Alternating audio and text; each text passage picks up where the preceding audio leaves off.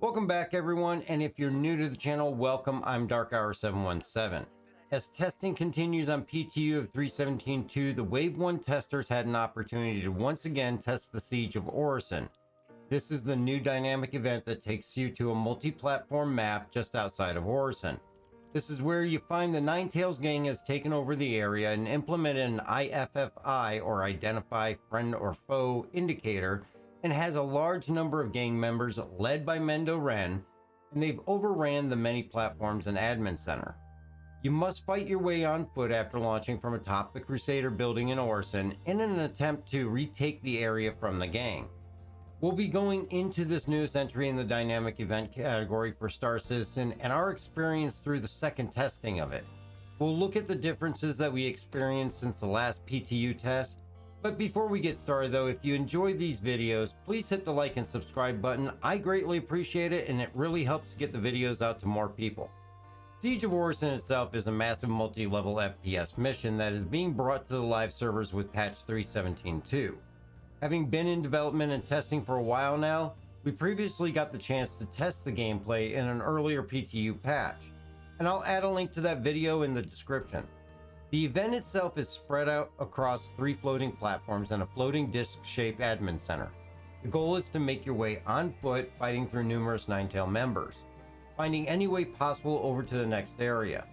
With a map that has multiple advancement points, either through the rooftop ships left by Crusader Corporation or use of the shuttles that you can activate to go platform to platform after taking out the lieutenant, you actually have no ability to bring your own ship in, and you're going to be limited by what is provided.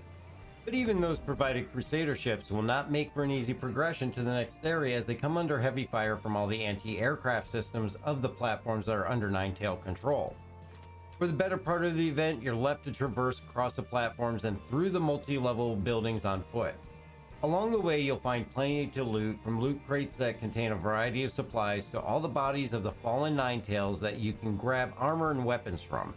The flow of insurgents does not cease until you take out the IFFI device though, and that's located on a barge at the admin center.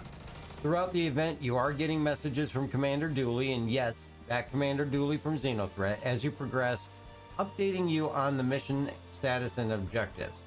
The ultimate goal for each platform is to take out the gang, find the lieutenant on each platform and get their data pad and move on to the next platform. By the time you make it to the admin center, there is no shuttle to it, and you must rely on the ships left by Crusader to get you there. These range from an Anvil Pisces, Ares Starfighter, Mercury Star Runner, and a Hercules C2 or A2. Be aware though, there are a limited number of these ships in the event, and once they're gone, they're gone. As you do progress on the admin center, you will find several additional Ninetales securing the admin center by air, and they're highly aggressive towards any inbound targets. This, as well as the platform's AA turrets still being active, make the challenge of reaching the admin center that much more exciting. Once you do make it to the admin center, you need to take out the final lieutenant before proceeding to the barge where the IFFI is hidden and must be found and shut down. We participated in this event in its first PTU test run a couple of patches ago with 3.17.1. When we tested back then, the gameplay was smooth and overall it was actually a great experience. This really seems to not have changed much since that previous test in its core gameplay and storyline, but performance itself was definitely different. The things I can say that are positive: the map is massive, the FPS map has many different areas on each platform, multiple rooftops and upper floor areas provide a wide range of event area, as well as a moderate difficulty level in locating each of the lieutenants, while at the same time it was not so massive that if you got killed or crashed out that you could not catch back up with your party. After each platform's lieutenant was killed, the shuttles made meeting back up much easier, even though you would have to fight your way through some additional gang members. While I will discuss the AI behavior itself in the next section, I will mention the number of enemies that they have in this event. I think they did a great job with this. While you could take out all the enemies in an area, it only gave you a moment's rest, though not an endless amount of time, as eventually reinforcements would arrive. The reappearance of additional Ninetale reinforcements is spaced out nicely, with time to group up with your team and not risk them reappearing as you prepare to advance, but wait too long and eventually they would come in behind you. Another positive is, just as with Xenothreat, there is a baseline story to this event. Just the same as Xenothreat, it is delivered by Commander Dooley. As far as the story goes, the progression and updates delivered by Commander Dooley are more than adequate, though in testing, it sometimes unnecessarily repeated itself. This is something we've seen in other events and really more of an annoyance than anything. Though outside of these issues with repeating the same thing consecutively more than once, the story is actually really good for the event. Along with Commander Dooley, you also receive occasional remarks made by the Ninetales. These come in through your HUD comms and adds a welcome supporting viewpoint. CIG has also done a great job at developing and creating the Ninetales backstory through past episodes of Inside Star Citizen as well as through the lore. I think that the additional things that we've learned through these sources play into the event well. The event itself absolutely keeps you moving though. I like the quicker pace that the event supports over the much slower and more predictable bunker or cave missions that we have had up until this time for FPS gameplay. It gives you a sense that you need to continue to press forward and do not stop unless it is to grab more ammo, all while not making it feel forced. You gain a sense of urgency as you are progressing through that gives it more depth. This really keeps you guessing as you move forward as you try to decide the best course of progression. The ability to grab a Pisces to advance is exciting as you have to maneuver to avoid the turret fire and try to land safely or at least close enough to get your team off and onto the next area. The anti-aircraft fire is highly aggressive but provides enough fire to make it a fun challenge to reach the next area without feeling impossible to complete. Throughout the event, there is no lack of resources. This is key to its enjoyment, and to a degree, I may say there is almost too much resources as well.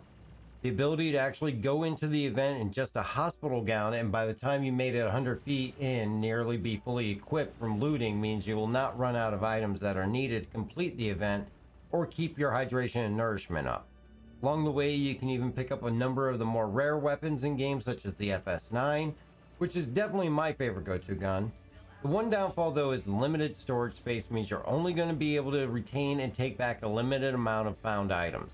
The addition of the friendly markers, or as we call them Doritos, is also very much appreciated as it does help with cutting down the friendly fire occurrences. Now to get into some of the not so good things. As I mentioned the first time we tested this in 3.17.1, this ran amazingly smooth for us. I really wish I could say the same for the second time that we ran it, as there were several issues that we dealt with during the event. The first issues was the desync and the AI teleportation. It seemed to be more prevalent when actually playing the Siege event than in the actual PU or PTU areas outside of Orison. Several times throughout the event, it was not uncommon to watch AI bounce across your field of view.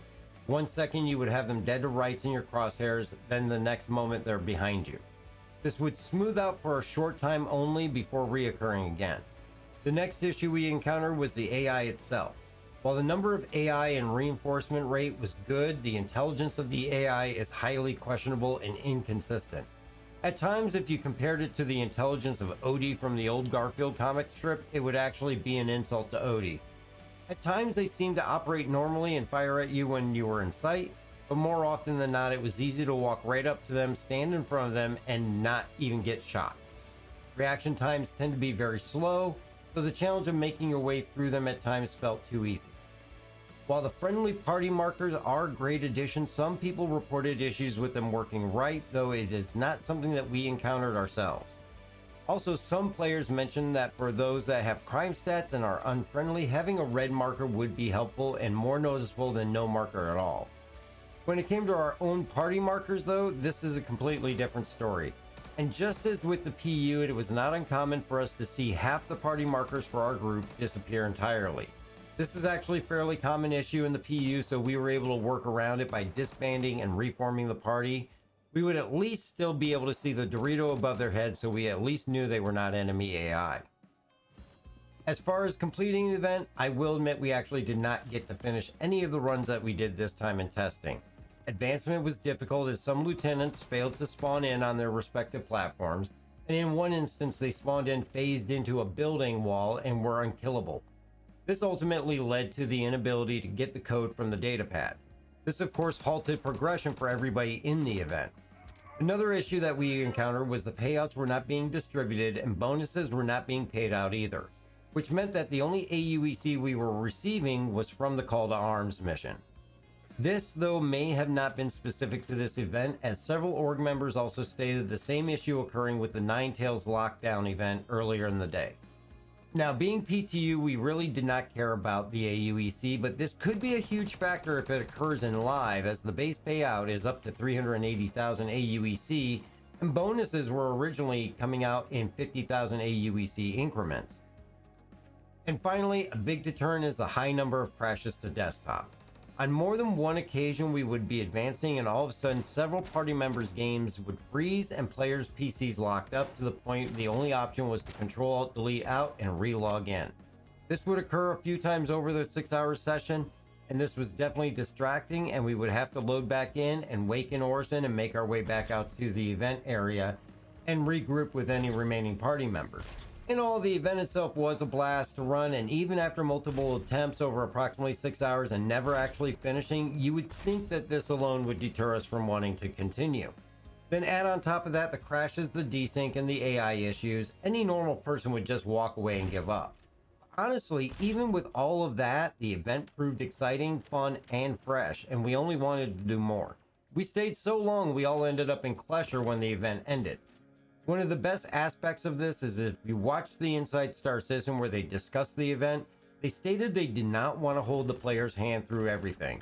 And even though Commander Dooley does interject with information from time to time, ultimately it's on you.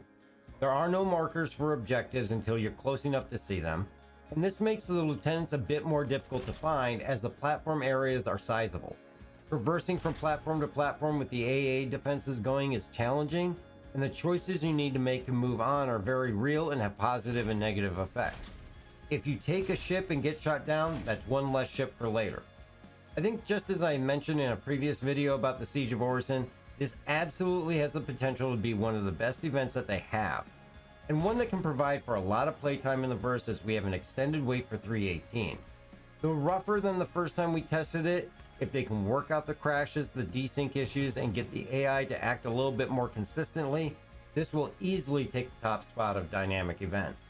I hope you enjoyed this breakdown of the PTU testing of Seige of Orison, and really want to know, did you get a chance to play it? Let me know, I'm interested in hearing your thoughts on it.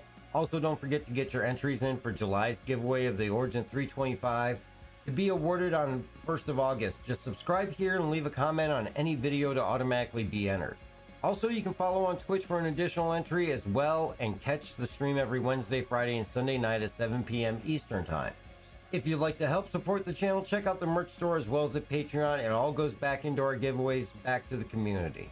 I do want to say thank you for everybody for checking out the video and for all the support. Please be safe out there, and we will catch you next time.